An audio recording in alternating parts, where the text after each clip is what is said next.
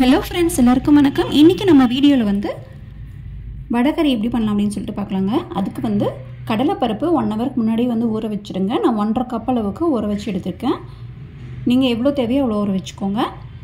இது கூட வந்து இஞ்சி ஒரு துண்டு, பூண்டு ஒரு 3 பல் போட்டுக்கலாம். அதுக்கப்புறம் காஞ்ச மிளகா 2, நீங்கள் பச்சை மிளகா கூட யூஸ் பண்ணிக்கலாம். சீரகம் 1 டேபிள் ஸ்பூன், சோம்பு 1 டேபிள் ஸ்பூன்,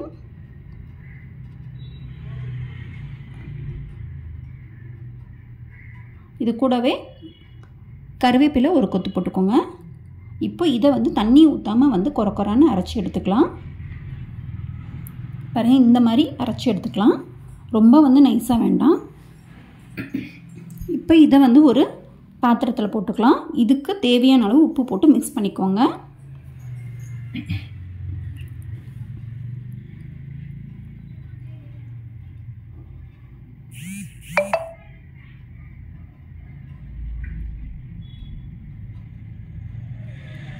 இப்போ ஒரு கடாயில் எண்ணெய் ஊற்றி வச்சுட்டு நம்ம பொரித்து எடுத்துக்கலாம். இதை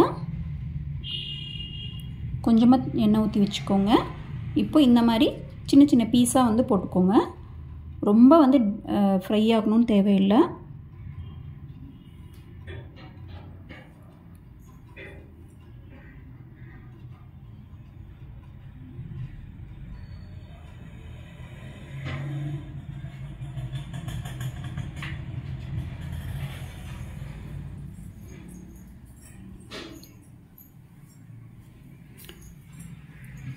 இந்த மாதிரி லைட் ப்ரௌன் ஆனாவே போதும்.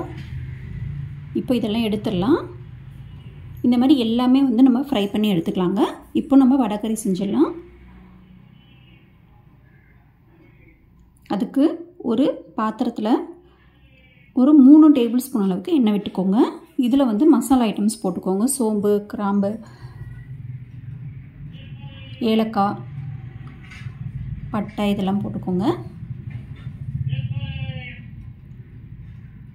இதில் பெரிய வெங்காயம் 1 நல்லா பொடியாக வந்து கட் பண்ணி போட்டுக்கோங்க.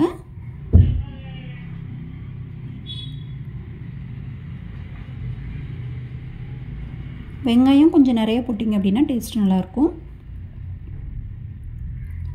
இப்போ வெங்காயம் வந்து நல்லா வதங்கட்டும்.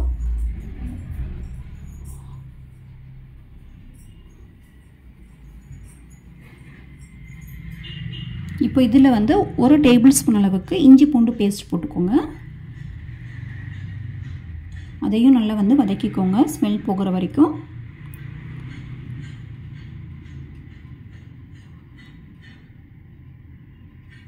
கருவேப்பிலை ஒரு கொத்து போட்டுக்கோங்க.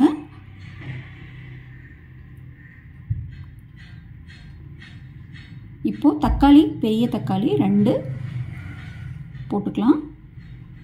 இது கூடவே வந்து மசாலா ஐட்டம்ஸ் எல்லாம் போட்டுக்கலாம்.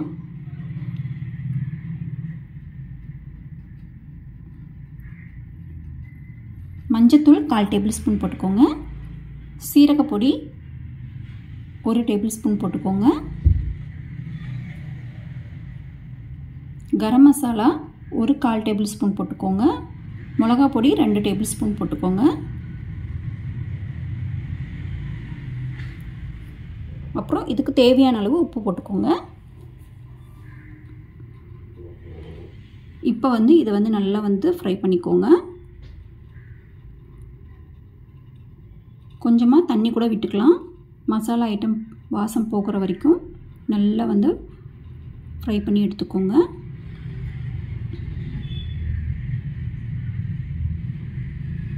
இப்போ இதில் வந்து 1 டம்ளர் அளவுக்கு நல்லா தண்ணி ஊற்றி இந்த மாதிரி கொதிக்க விடுங்க.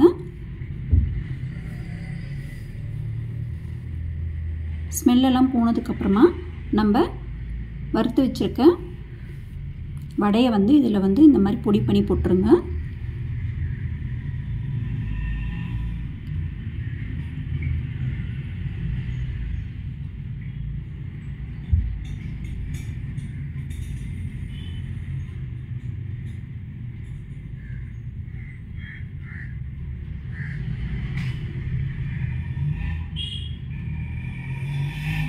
இப்போ இதெல்லாம் நல்லா வந்து மிக்ஸ் பண்ணிக்கலாம்.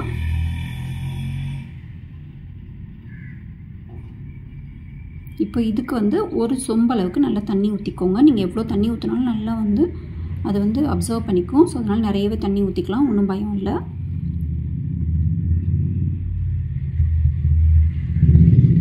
இது கொஞ்ச நேரம் கொதிக்கட்டும். அதுக்குள்ளே வந்து ஒரு மிக்ஸி ஜாரில் கொஞ்சமாக வந்து ஒரு அரை கப் அளவுக்கு தேங்காய் போட்டு அரைச்சி எடுத்துக்கோங்க. அதையும் வந்து ஊற்றிடலாம். கொதித்ததுக்கப்புறமா நல்லா வந்து மிக்ஸ் பண்ணிக்கோங்க. ஒரு 2 நிமிஷம் நல்லா கொதிக்கட்டும்.